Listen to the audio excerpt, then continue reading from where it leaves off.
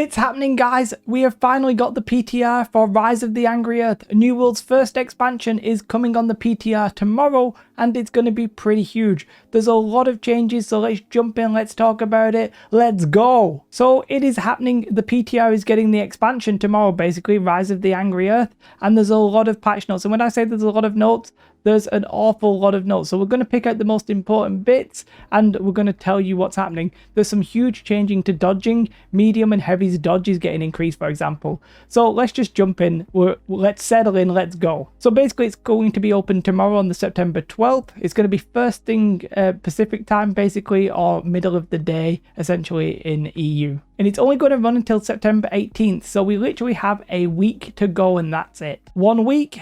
Settle in. I'm going to be doing some like 16-hour streams. Like, we're going to be pumping. I'm going to try and cherry pick some of the most important bits, but there's a lot. So Mangled Heights and Malevolence have been changed, so they're now converted solo landmarks. Then there's some huge changes here. Then we have fixed initiatives that cause some attack change to cause client and server desyncs, but it gets way spicier, by the way. And the next one is the start of this. Reduce self-healing by 10% and consumable healing by 20% while in PvP game modes. Boys, healing is nerfed in PvP.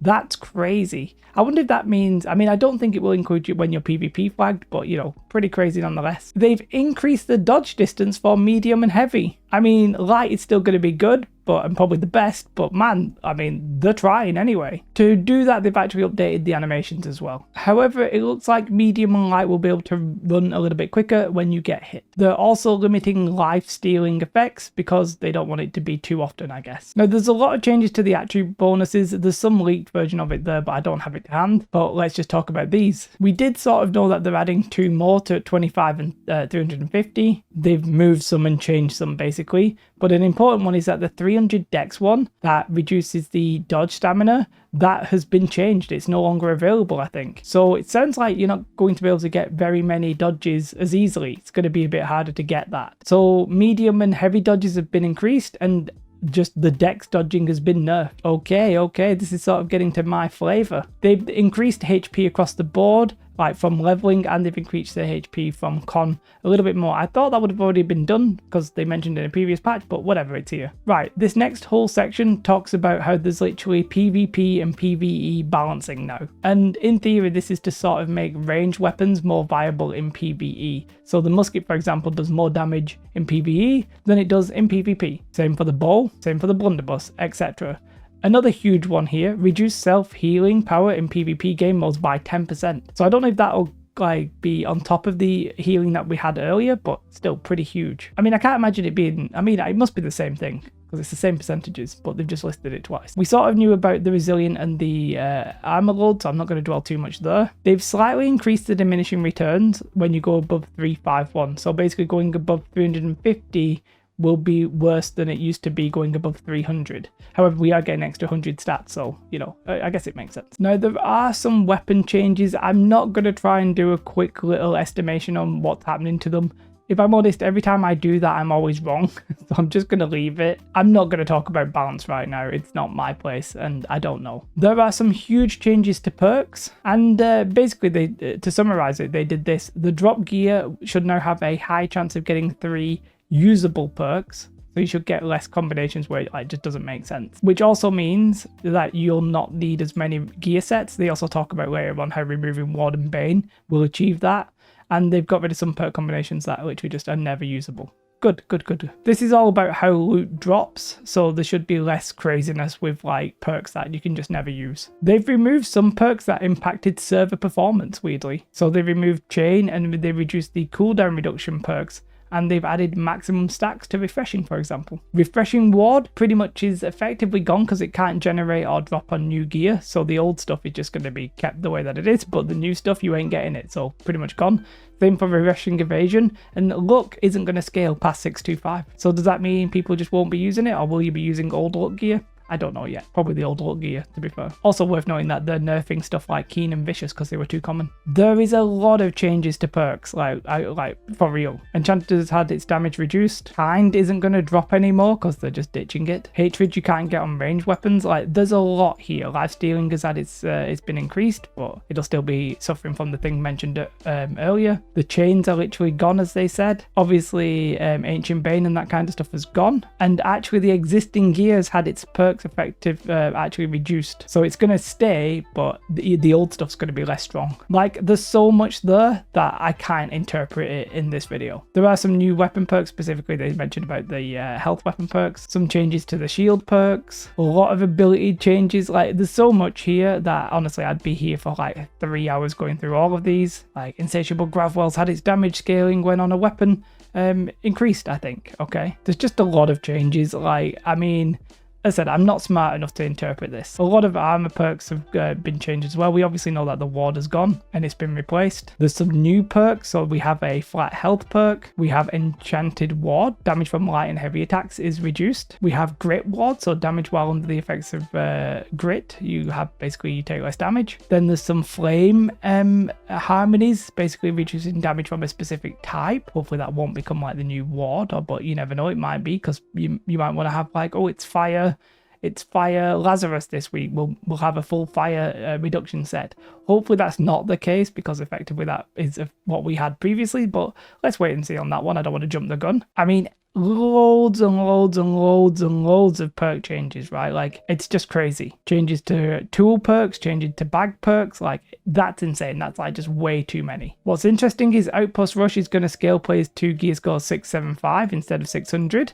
So I wonder how big of a difference that will be from 675 to 700. Obviously, it's the same from 600 to 625, or at least in theory. And then just a couple of changes to account for the fact that we're getting stronger. And then we have some changes to the economy, progression, and gear. So now you'll get some Azov Salt or some XP, well, basically both. When you kill somebody, no matter how long they've been alive, they don't have to have been alive for 10 minutes. However, you start getting more after like 5 minutes, they get 400, and after 10 you get 800. And basically after 5 minutes they've been alive, there's a 50% chance they'll drop loot. After 10 minutes there's a 75% chance, so pretty good. You do get more seasonal XP now, which is also quite nice. I like how this is just a casual one here. They've increased the maximum gear score from 625 to 700. Like, we knew, but that's really exciting. I mean, the fact that they've increased these ward potions, and they don't say that they've added like a new tier.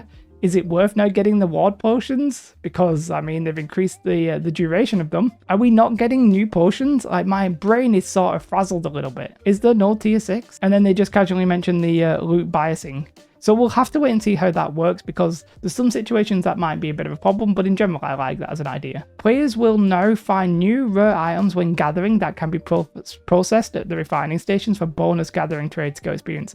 I wonder if that means there's like a new tier of what we already have. They have made them 3 per day, only on the gatherable. So the fragments might work for leveling up the other professions, so maybe don't use them if you have them until you get the increase in trade skills. And then we have 2 huge things. Obviously we know Umbral Shards are going, but Umbral Shards can be salvaged for coin at a rate of 0.1. 0.1. I'll tell you right now, I think I'm going to start doing dungeons. Each expedition that you gold will now basically do, is it 600 gold? That's pretty damn crazy. That's going to absolutely break the market. I think they sort of need to rethink that. There are some people who literally have millions of shards. Like the M10 runners and the speed runners, they quite literally have maybe like 5 million shards, and I'm not even kidding. Some of them might literally hit gold cap from the amount of shards that they have. That is stupid and probably needs changing. Hopefully they'll address that. It shouldn't be that high, or it needs a cap. That's absolutely crazy, honestly. Like, it should have been 0.01, I think, but you know, whatever. I mean, I sort of regret not doing them, but I've got about 20 days to do M10s after this goes live, so maybe I'll do some. Seasons are getting a little bit of a change. So they've introduced the wildcard stamp. Upon logging in each day, players will earn 1 wildcard stamp that can be used to stamp any space. That's like a little nicety. You log in, you get a little extra stamp. Yeah, nice, cool. And you can actually earn more of them the more you do. Cool. Not a huge one, but they've removed the circle around the button while gathering because people were trying to hold it. I mean, fair enough, makes sense. I mean, I don't know exactly what's happening, but timeless shards are still in the game, so probably going to be somewhat useful, maybe? Sadly, it looks like they're still going to keep the idea that you can't switch back to the winning faction. That just needs to be removed. There's people who want to join our company, and it's just not available to them. I think it's a bit stupid. Although maybe I'm just reading that like a little bit wrong, I don't know. All in all, there's a lot of changes, but you know what? For like a PTR, that's the full expansion, doesn't sort of tell us that much. Obviously, there's like so much going to go into this. The things that you're actually going to be able to test is you're going to get your horse mounts. We're going to get the new zone, the MSQ, probably all the crafting stuff. Like, it's going to be pretty insane. Yo, I almost skipped over this. This is pretty damn huge. They have updated the musket to use projectiles instead of hit scan. Crazy. That's just crazy. I don't know if I'd call this a full-on rework for everything else. Like, they've kept a lot of the stuff the same, but I mean, that's huge in itself, right? So if you don't know, hit scan basically means that if you are moused over it and you hit them, then you automatically hit them. There's no like travel time. Now you may actually have to like lead your shots and stuff like that. Makes it a little bit more like the bow. Makes it probably a little bit harder to hit in general, but makes it possibly a bit further. Honestly, crazy changes here. Absolutely crazy changes. We don't know the full market implications. I mean, we especially don't know the full balance implications because there's just so many changes. The meta is just going to be absolutely all over the place, and I suspect maybe people who've had inside knowledge might know what's going on, like you know, if they've been testing the game or what have you.